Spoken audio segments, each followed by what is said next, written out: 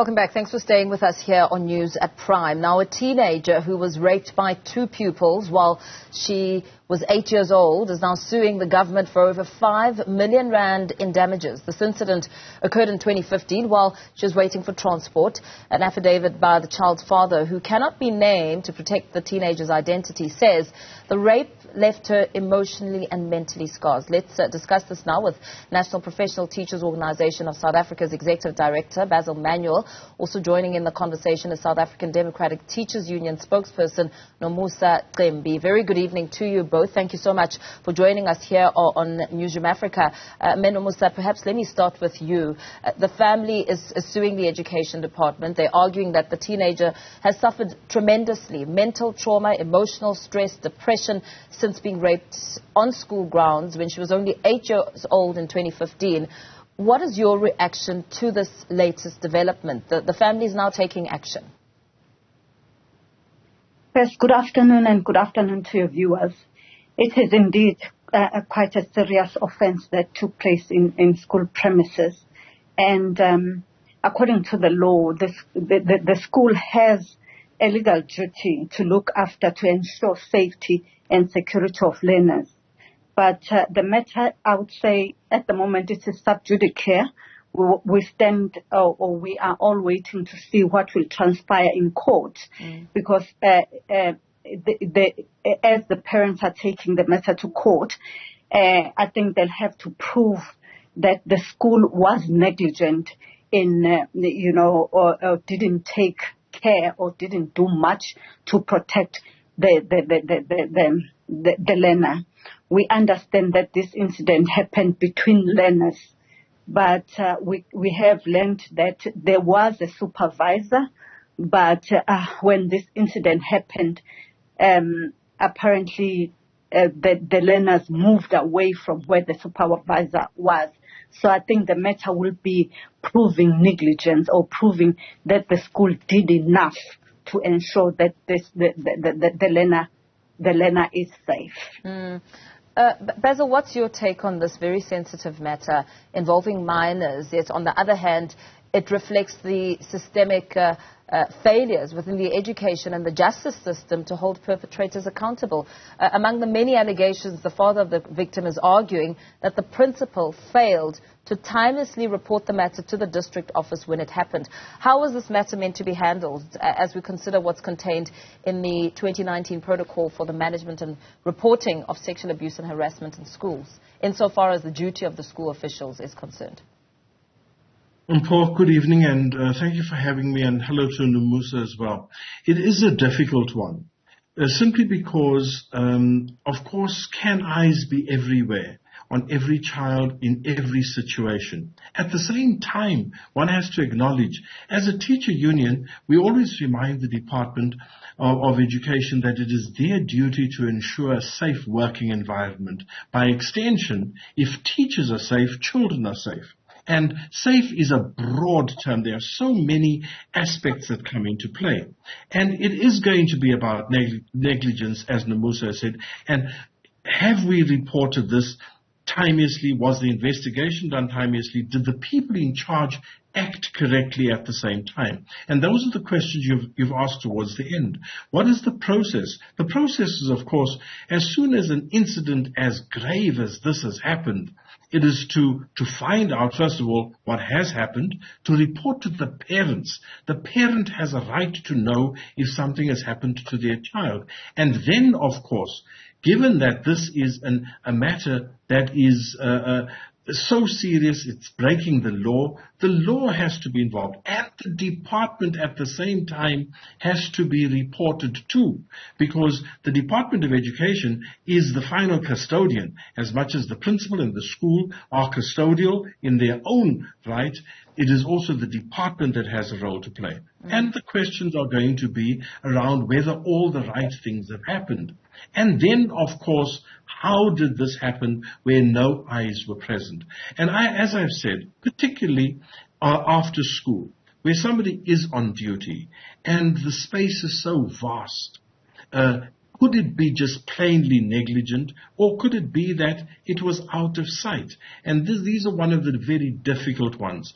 There is a case where we have to ask the department to ensure that there is greater safety at our schools. We've made that plea, as Naptosa, as other unions as well.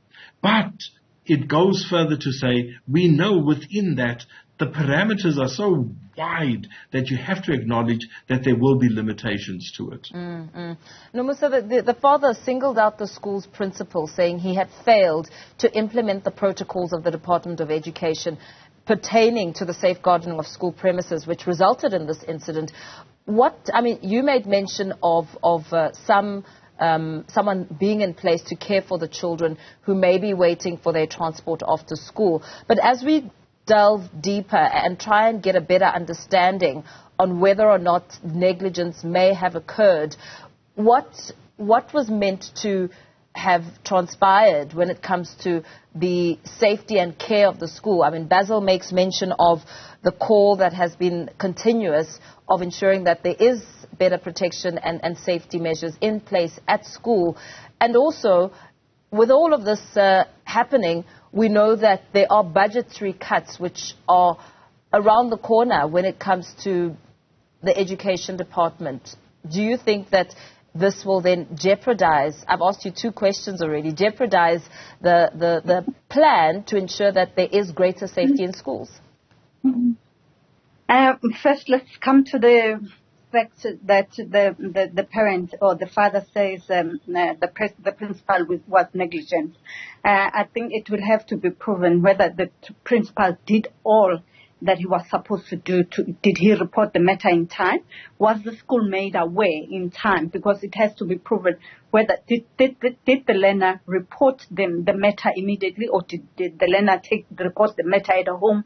And all those things. We do not have the facts at the moment, but we'll have to go through that to see if the matter was reported on time to the relevant authorities, and did the principal take appropriate steps to bring in police, to bring in psychosocial services, to counsel this child. So all those things have got to be proven.